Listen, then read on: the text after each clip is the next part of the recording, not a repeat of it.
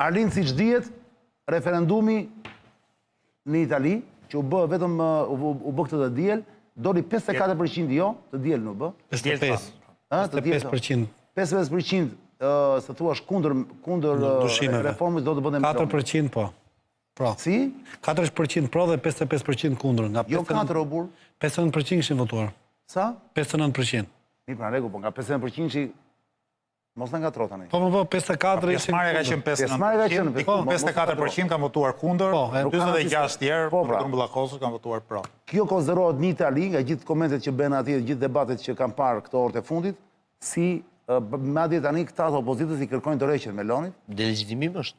I kërkojnë dorëheqjen Melonit dhe kjo konsiderohet si një test që Meloni nuk do të kalojë dot vitin tjetër, se vitin tjetër janë zgjedhjet atje, nuk do të marrë më pushtetin. Tani kjo mbetet për të parë.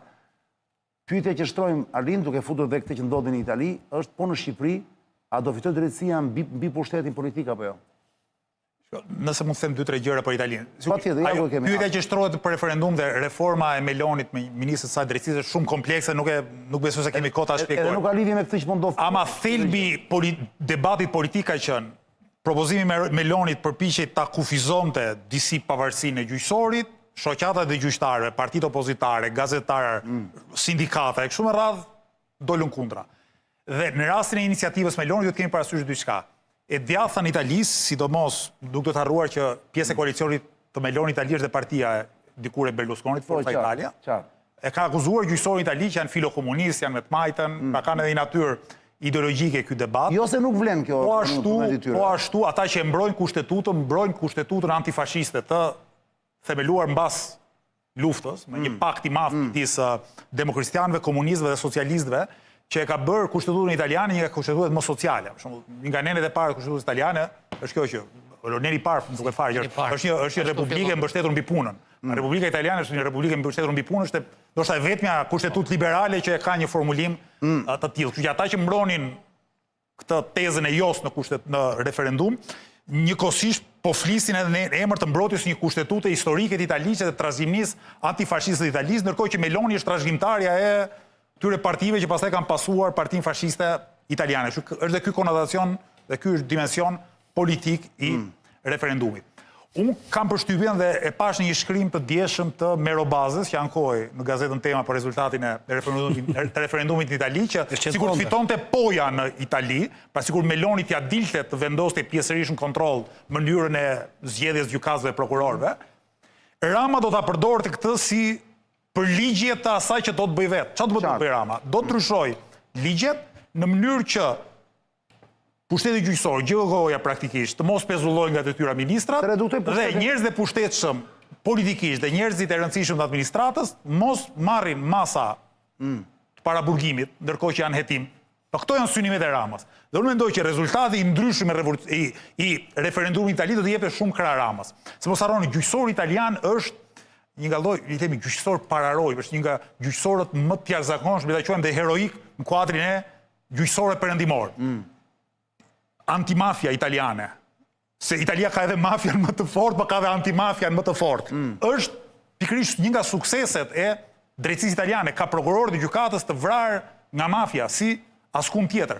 Po ashtu, procesi famshëm i Manipuliteve, Tangentopoli, dikush në fillim vitit 90, shpërbeu elitën e vjetër politike italiane. Kështu gjyqësori i Itali nuk është një gjyqësor i rastishëm, është, le të themi, modeli i pavarësisë politike dhe i forcës pushtetit gjyqësor. Sikur të binte kështjella e gjyqësorit italian, këtë duhet të them, Rama do kishte shumë më të lehtë thoshte, "Ore, ra gjyqësori i Falcones."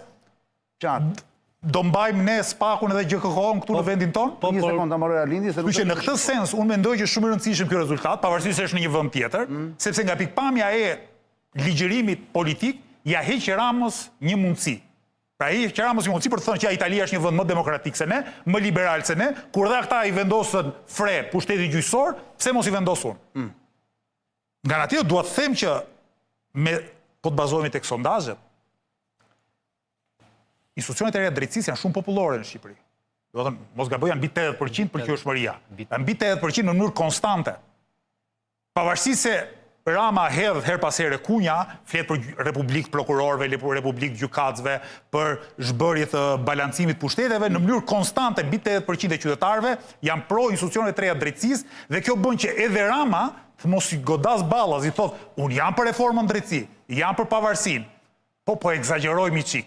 Dhe e merr Balluku, një ministër të korruptuar apo një deputet të korruptuar, i merr dhe i krahason me qytetarët e shkret që përfundojnë para burgimeve apo burgimeve në bazë të ligjeve që kjo qeveri ka bërë. Qartë. Pa në bazë të ndryshimeve të kodit penal dhe të goditjes njerëzve ja bën më të vështirë. Ja bën më të vështirë justifikimin. Justifikimin. Sigurisht, pushteti nuk është vetëm justifikim.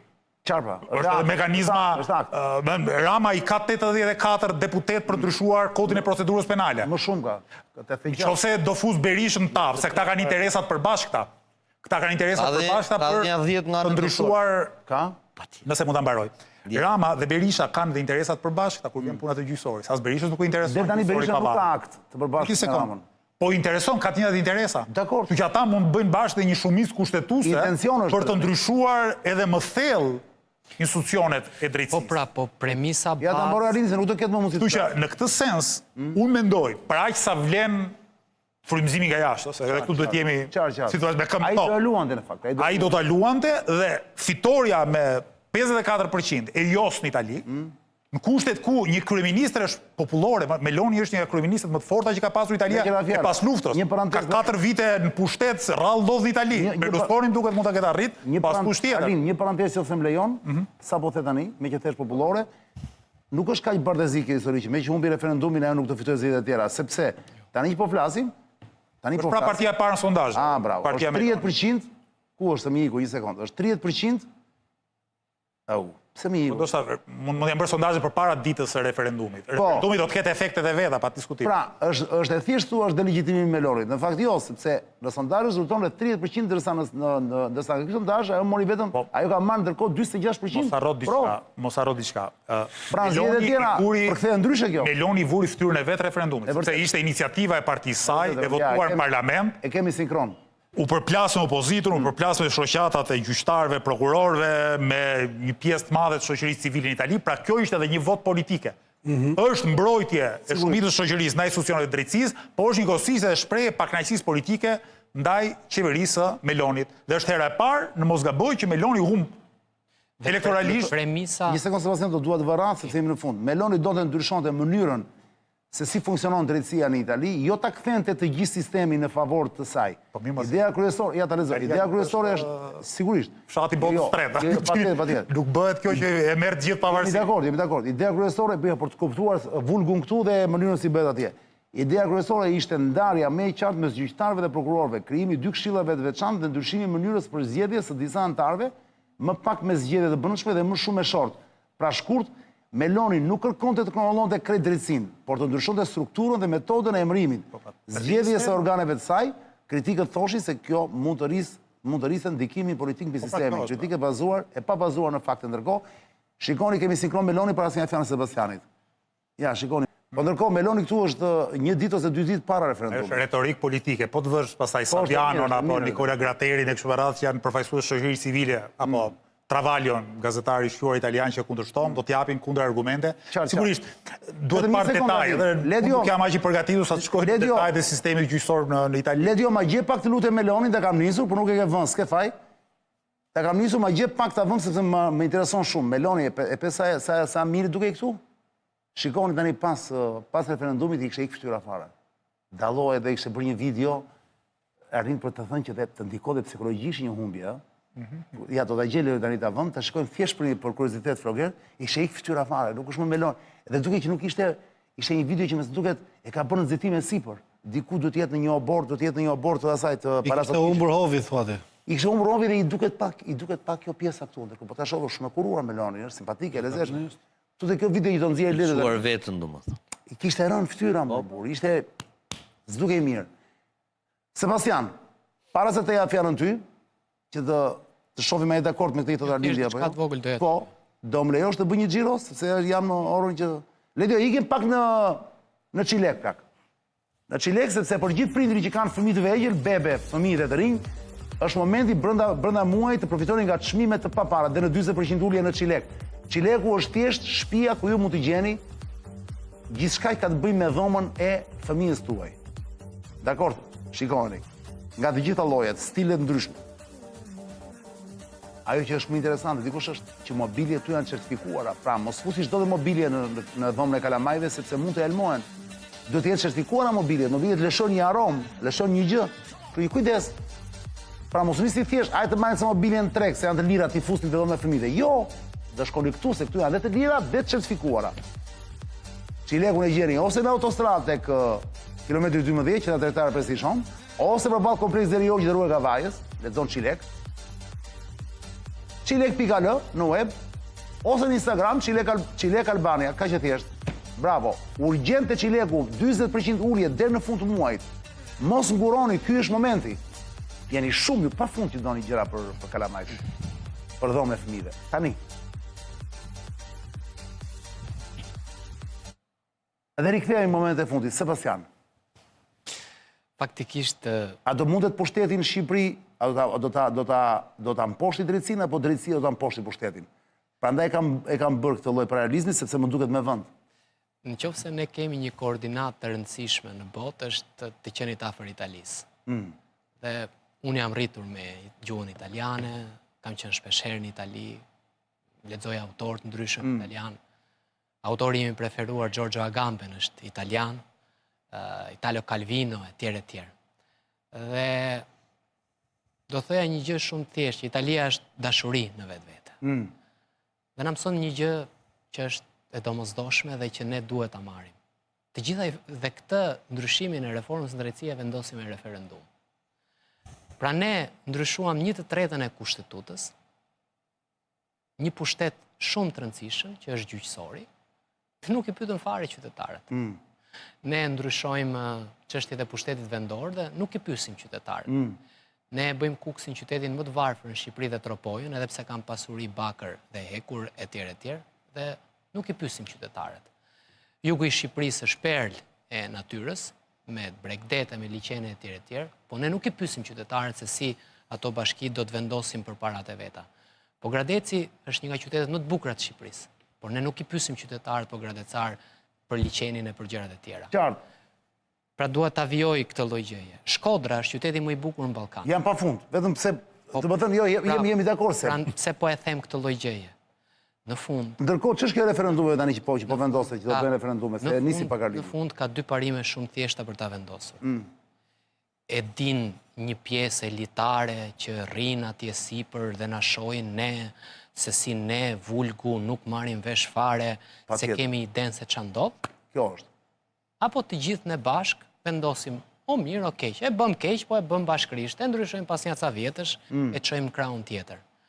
Në këtë formë, ajo që duhet të them është, ne me 140 vota, këta deputetët, ca me hir, ca me pa hir, shkuan dhe votuan të gjithë reformën drejtësi. 99% të tyreve nuk ja priste mendja fare që do të vinte kjo kohë e spakut. E mo qa, pse mua do m'kapi spaku, po pse se unë atë e njo, është një pi filanit mua etj.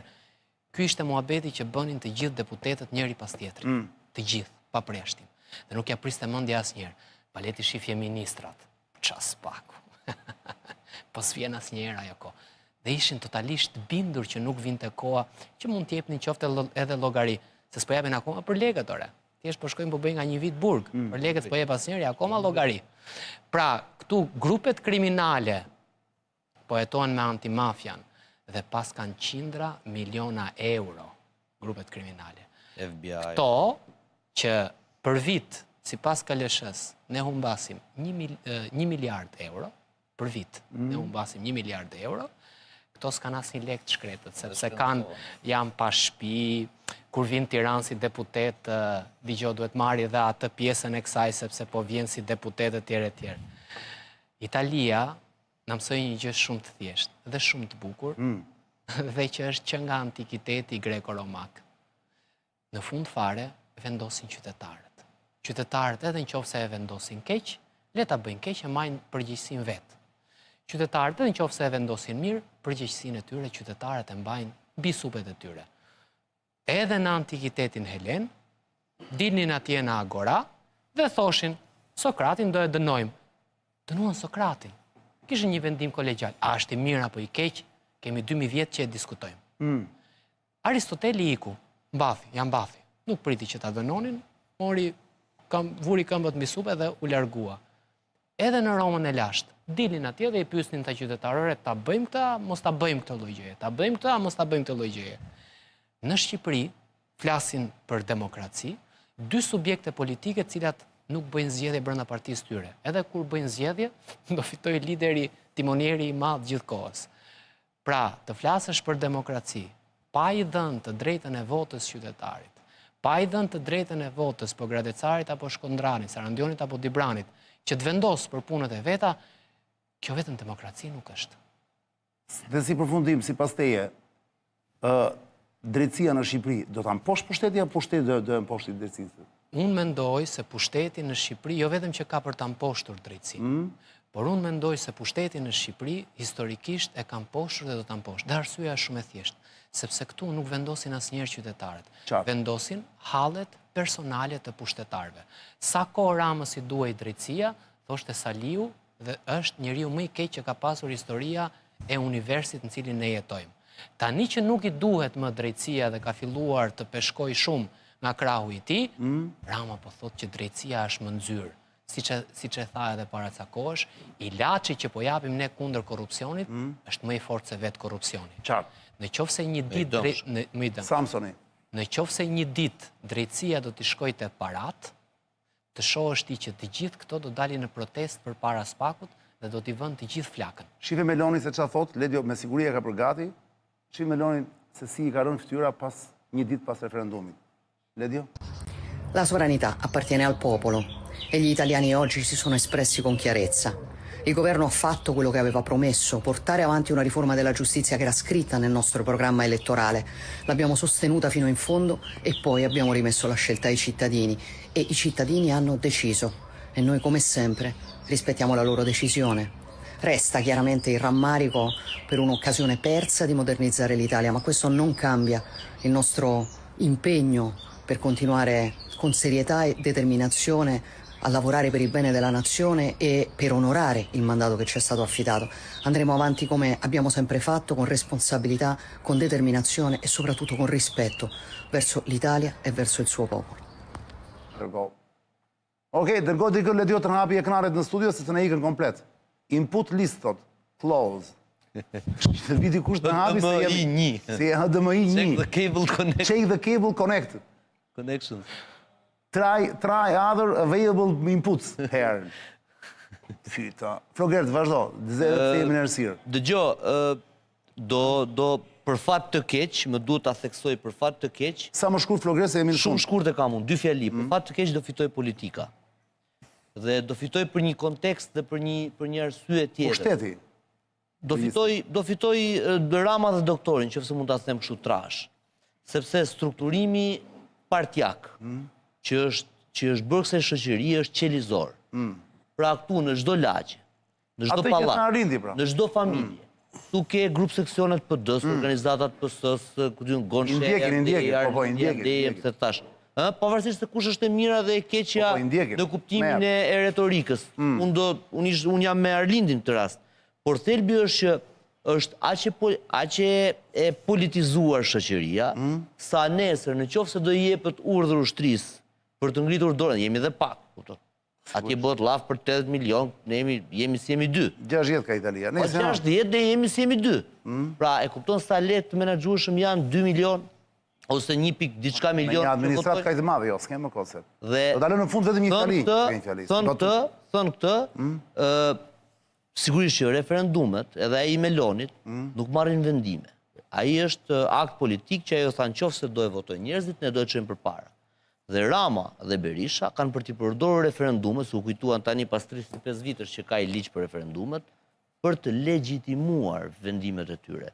Që t'ju thonë nesër... Mund të ma thuash... Ndryshime kushtetuese më zotëri. Me referendum? Ç'lie ka? Pse voton referendumat?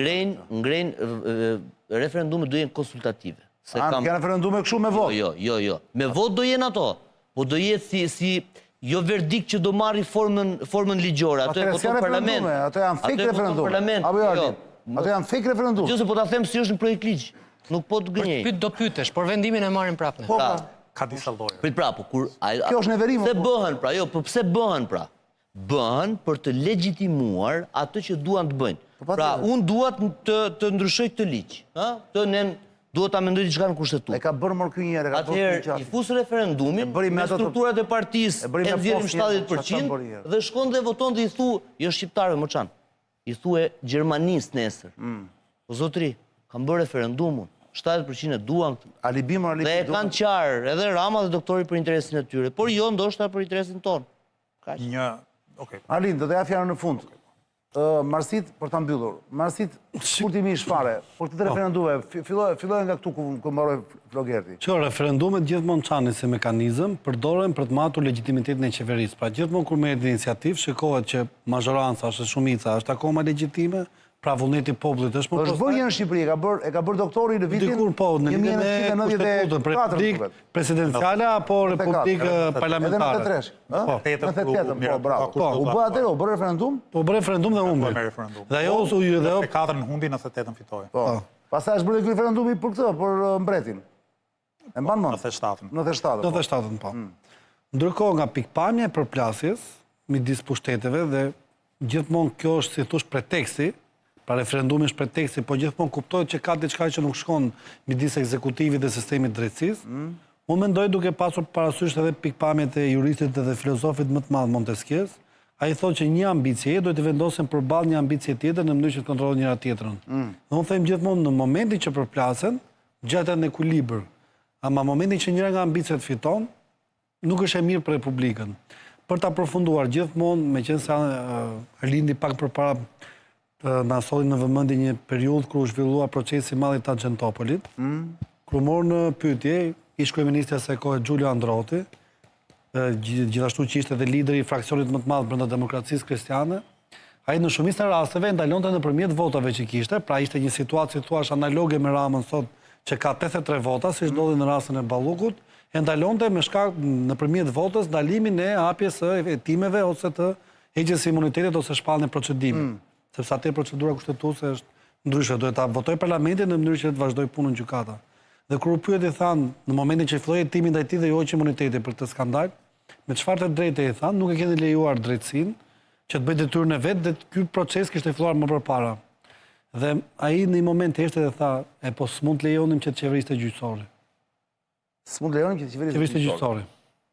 Këtë që po thot pushtetin Shqipëri. Këtë që po thot paka shumë pushtetin Shqipëri. Arlind, mbyllë emisionin. Megjithëse jo, më fal Arlind, kishte një batut sepi, po një batut, një fjalë. Batut, Teatri Kombëtar në Tiranë u prish me vendimin e Këshillit Bashkiak, që kanë bashkiak Erion Veliaj. Në mes natës në orën 4 mëngjesit. Dhe me dëshirën e madhe të jashtëzakonshme të aktorëve që luanin në teatr. Pra aktorët ishin bashkëfajtorë në krim. Po të pyesnim qytetarët e Tiranës, nuk do donin ta prishtin teatrin e. Sigurisht, ai ishte krim, ai është një krim më vete. Ai është krim kundër njerëzimit. Ai është krim kundër njerëzimit, bravo. Ai duhet dënuar, ai po të ishte një Nuremberg, ai duhet futur aty te lista. Ai aktor i cili prish tempullin e vet, është njësoj si Shakespeare të grisi Hamletin. Fiks. Në këtë aspekt, ajo që dua të them. Aktorët u blen rënd aty, u blen lirë fare, çmenduri. Pra, jo të gjithë, se pati dhe qendrestar, Meritan Liçaj me disa të tjerë. Sigurisht, por në shumicë. Po në shumicë ata që ishin kundër fillim u kthyen, po nejse. Eshtja ishte neveritshme atë pjesë. Pra qytetarët e ndjejnë qytetin e tyre. Dhe qytetarët pyeten për qytetin e tyre. Pse të mora teatrin? Sepse pikrisht këta aktor që i pyet sot, pikrisht këta antar të Këshillit Bashkiak që i pyet sot, thot, "Dgjoj, s'kam ku ta çoj çunin unë. S'kam ku ta çoj gocën unë. E kam pak kulturuar, e kam ignorant dhe debil, e kam budalla, dhe ashtu do t'i ngeli gjithë jetën, sepse babai dhe mamaja voton gjithë kohës se si të shëmbi çdo institucion kulture në këtë vend. Dhe prandaj, fëmijët do t'i dalin budallenj, dalin debila, gjithë jetën. Jemi dakord me ty. Bravo Sep. Politikur Gjend Sebastian. Bravo Sep. Ka vokacion. Nuk ka lidhje fare, nuk ka lidhje, ai është qytetar i angazhuar dhe bravo. Po i duhet politikës, po do përfundojmë te ata tjerë që s'bëjnë tek more. Jo, nuk ka nevojë. Jo, mund t'i dohet një segment politikës që vazhdon të ketë moral akoma, po këtu është aq llumnaj e papara sa që nuk ka nevojë fare të bëhet pis. Zoti Arlind, të lutem ma mbyll emisionin me ti e the mendimin tënd për këtë punë, po unë do desha të pyes cili është lajmi i fundit për lëvizjen bashkë në Shqipëri që se thua është fokusuar. Pra, ku është fokusuar ta në lëvizja bashkë? Cila është ngjarja, se ka disa ngjarje, është Irani nga një anë që përveç gjithë bota. Pastaj vim dhe këtu brenda, cila është ngjarja që për lëvizjen bashkë tani është fokusi kryesor? Tani jemi për ditë në rrugë, për mbi një muaj, Dhe po mblidhin disa orë, mblidhin firma, sepse duhem që disa projektigje në parlament, që ka të bëjnë me intensifikimin e luftës kundër korrupsionit, ngritjen e komisioneve parlamentare për të hetuar koncesionet, privatizimet e mëdha, përfitues nga ligji i investimeve strategjike. Do kërkojmë mbështetjen e qytetarëve pastaj sigurisht edhe për ligje ekonomike, si minimumi jetik dhe statusi i minatorit, dhe po ashtu për të demokratizuar sistemin zgjedhor në Shqipëri. Sigurisht javët e fundit përparësit plotësojnë njëra tjetrën, sepse kemi shenjat e para të një krize ekonomike. Nuk po rritet në çmimi i naftës, po rritet për pasojë çmimet e ushqimeve. Rriten çmimet e produkteve industriale. Këto shkojnë zinxhir dhe na duhen ndërhyrje energjike, ekonomike dhe sociale që të përballohen efektet e kësaj krize. Ndërhyrje edhe imediate, që kanë bëjë me kontrollin e çmimeve, po edhe ndërhyrje afatgjata. Sepse ne duhet të kishim zënë mend, ne them, shteti shqiptar duhet të kishte zënë mend nga kriza e 2022-shit, kur nisi lufta në Ukrainë. Qartë. E thoshim, ore ne jemi vend naftmbajtës. Si drejqi nuk kemi një uzinë për punimit naftës. Ka kaluar 4 vjet, fiks 4 vjet, dhe jemi prapë aty ku ishim. Sigurisht. Një krizë ndërkombëtare, rritje e çmimit naftës, do shkoj prapë te 2500 lekë, 2600 lekë që sa ishte para 4 viteve, dhe përsëri nuk kemi industri të përpunimit naftës. Pse? Sepse grosistë e naftës, ata që importojnë naftën, ata që kontrollojnë tregun e naftës, nga oligarku kastrati e tjerë, kanë interes që Shqipëria të mos e përdor përpunoj naftën që ka nën toka e vet. Që për gjitha këto çështje jemi duke folur me qytetarët, duke marrë mbështetjen e qytetarëve. Gjithsesi, do më lejosh vetëm diçka me që përmend rasti i referendumeve dhe unë nga që jam një lloj partizani i demokracisë drejt për drejt, pra aq sa e mundson shoqëria moderne, për mua kanë shumë rëndësi referendumet. Ka 2 probleme të paktën çështja e referendumit në Shqipëri. Problemi i parë është kushtetuta. Ne probleme më të madhe kemi me kushtetutën. Pse? Se kushtetuta ta mundson një referendum afirmativ, që do të thotë një iniciativë ligjore nga qytetarët nuk mundshtrohet për referendum. Qytetarët mund marrin iniciativë vetëm për të hedhur poshtë një ligj, po jo për të propozuar një ligj. Dhe këtu fajns na e ka ligji i sotëm për kushtetuta e 98-s. E dyta, kushtetuta e 98-s vendos një prag absolut firmave që referendumi të jetë i vlefshëm. Thot 50.000 firma qytetarësh. 50.000 firma qytetarësh në 98-ën kemi qenë 2 fishi i shqiptarëve në Shqipëri. Sot jemi gjysma e shqiptarëve të 98-s. Dhe prapë na duhen 50.000 firma, sepse kushtetuta nuk ka menduar një mekanizëm, një përqindje të caktuar të zgjedhjeve, po ka dhënë një shifër absolute. Problemet pasaj me ligjin që po lexoja pak më herët, është se vendosin disa pragje që japin forcën partive politike, sidomos qeverisë, që i bëjnë referendume të pavlefshme, edhe kur nisen nga qytetarët. Pra bëhen 50.000 qytetarë dhe kërkojnë një ligj që të bjerë poshtë. Ligji propozon Partia Socialiste thotë që pjesëmarrja në referendum duhet të jetë paktën 40%.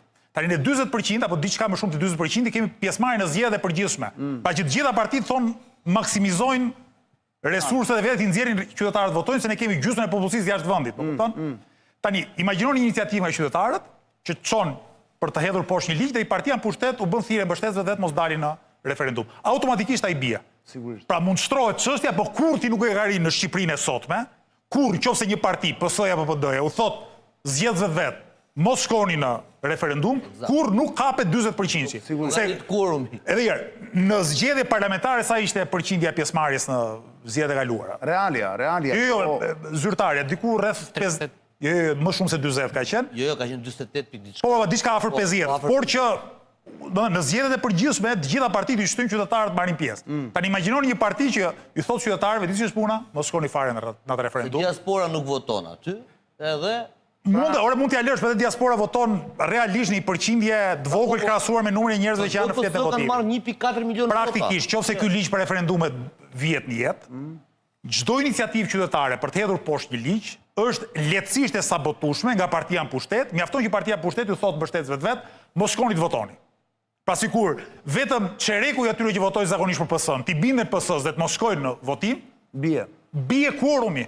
Pra praktikisht këta do t'i përdorin referendumet vetëm kur i intereson vetë, pra vetëm për të përligjur mendojmë një lloj vendimet e për tyre. të çlimuar. Por ja diçka të fundit. Qofse Partia Socialiste ose PD-ja me PS-n guxon të çojnë referendum kushtetues, ndryshimin e ligjeve të reformës në drejtësi, sigurohet që ajo do jetë vaterloja atyre. Pra, institucionet drejtësisë janë aq popullore në Shqipëri, krahasimisht me elitën e vjetër politike, ndonë se qytetarët ende nuk, po themi, nuk kanë këtë gatishmërinë për të luftuar me protestat të mëdha, edhe kjo mund ndodhë, nëse Rama guxon vërtet të fus duart aty, deri tani është tek fjalët, por nëse kjo shtrohet me referendum, madje edhe po të bien mendje Sali Berisha me Edi Ramën për ndryshuar ligjet e reformës drejtësisë, që janë ligje kushtetuese, unë kam bindjen pastaj që shumica e popullit do votojë kundra. Do ndodhë ajo që ndodhi në Itali, Qofse votat numërohen tamam në referendum, ë? ka të siguroj që kur hidhet vota në kuti ka mekanizma për ta kontrolluar atë. Faleminderit Arlind. Marsit vetëm me një fjalë, se jemi në fund, ora shumë ja mbaroi emisioni. Nga një fjalë të gjithë, Flogerti, Sebastianit dhe Marsiti, kot për qefin ton, se Arlindi ma tha ngjarjen e tij, ngjarja që intereson lëvizjes që ai drejton. Cila është sipas teje, ma thuaj kështu, mos u mendo shumë, ajo që ka bërë përshtypje, cila është ngjarja jo e ditës, po e javës që ty të kanë vetë në mendje, këto zgjidhje. Në të gjithë të panoramën e madhe, i thamë, në gjithë peizazhin. Po pra, inteligjenca dhe, po e them kështu, dhe angazhimi politik i Elisës Preopalit, që po sfidon liderin e madh. Kjo të kam mbetur. Okej? Interesante shumë. Shohim se do vej fati i Elisës. Shumë interesante është ajo vajzë. Për gjysmë ore njëri në Amerikë fitoi $500 milion në bursë. Prit se nuk je në plan. Një sekond. Për gjysmë ore në Amerikë njëri fitoi $500 milion në bursë sepse vuri bas për çmimet e naftës. Sot. Dje. $500 milion. Po. Trumpi tha ka negociata, Irani tha s'ka negociata. E pash ishte ulur komplet. Hapësira ishte 1 orë në bursë, ky vuri bastin $500 milion, por nuk dihet se kush është. Nuk dihet kush është. Kjo tregon për ekonominë bashkëkohore, si bëjnë legët. Flogu, cili është lajmi ose ngjarja që ti do duhet veçoje sot para sa mbyllim? Protesta e opozitës. Protesta e opozitës që ndodhi dielën. Po. Mund ta trajtonim atë, po unë e pash në vëmendje. Ishte përsëritje të tjerave, por ajo që për mua është lajm është se si një zotëri 83 vjeç ka gjunjë të heci nëpër Tiranë më shumë se sa 30-40 vjeçarët. Ajo pastaj e kemi thënë atë. Fenomenal. Ajo është fuqi e paparë që ka e njeri. Ajo është vërtet gjë interesante, pavarësisht qëllimit. Edhe me atë maskën kundra gazit. Ajo është e vërtet. Unë do doja të rini më shumë akoma, por duke qenë se ka një kufi çdo gjë, jemi gjysmëore mbi emisionin dhe falenderoj stafin e emisionit që rri me mua dhe në këtë orë të vonit, falenderoj gjithë shunat, Ledion, teknikët e audio-video, dhe ju kujtoj që miku jonë Samson Gitrologov, se nuk e di mbi emrin gjithmonë e harroj. Uncle Samson. Se si e kam mbi emrin nuk e di. Si e kam mbi emrin Samsoni?